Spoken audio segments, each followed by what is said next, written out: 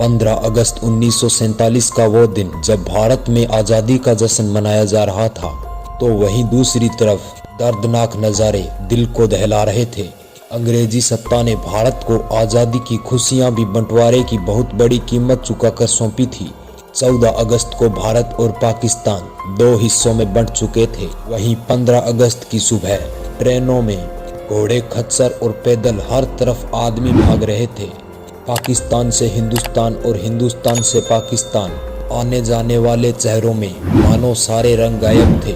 सिर पर पोटली, नंगे पांव, फटे हाल आंखों में जिंदगी का सबसे बड़ा हादसा समेटे ये लोग किसी हाल में दो वतनों में अपना वजूद तलाश रहे थे।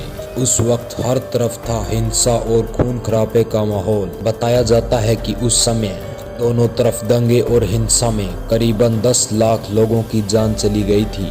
कुछ रिपोर्ट्स में यह संख्या 20 लाख से अधिक बताई जा रही है। इस मंजर ने किसी को भी नहीं बख्शा। महिलाएं, बच्चे, बूढ़े सब इस हिंसा में भेंट चढ़ गए। इतिहास बताते हैं कि माउंट वेस्टन ने यह फैसला जल्दबाजी में लिया था।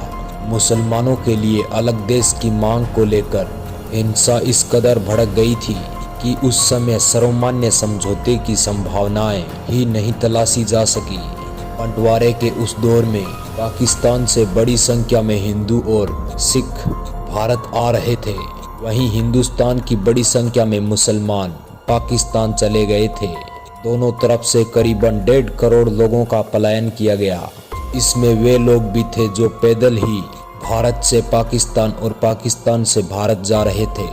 बंटवारे की वो रात बहुत ही काली रात मानी जाती है।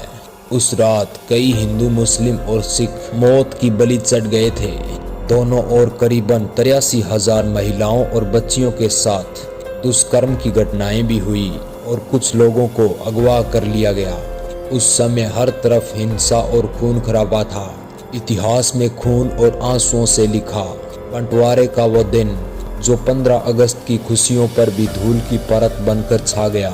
ये ही वो दिन था जब आज़ादी के लिए सालों से आंदोलन कर रहे स्वतंत्रता सेनानी को भी बेबसी महसूस हो रही थी। वो सोच नहीं पा रहे थे कि क्या ये ही वो हिंदुस्तान है जिसका सपना उन्होंने देखा था। ये वो दौर था जब एक तरफ लोग आज़ादी के जश्न की तैयारियां कर रहे थे, तो दूसरी तरफ देश की स्वतंत्रता के लिए लंबी लड़ाई लड़ने वाले गांधी दंगा शांत कराने में जुटे थे।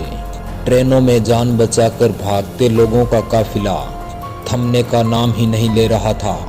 भले ये फैसला धार्मिक आधार पर लिया गया हो, लेकिन समस्या सब कुछ बांटने की थी। जिस हिस्से को हिंदुस्तान बनाया गया वह भी बड़ी संख्या में मुस्लिम आबादी थी। वहीं पाकिस्तान वाले हिस्से में हिंदू और सिख दोनों ही थे।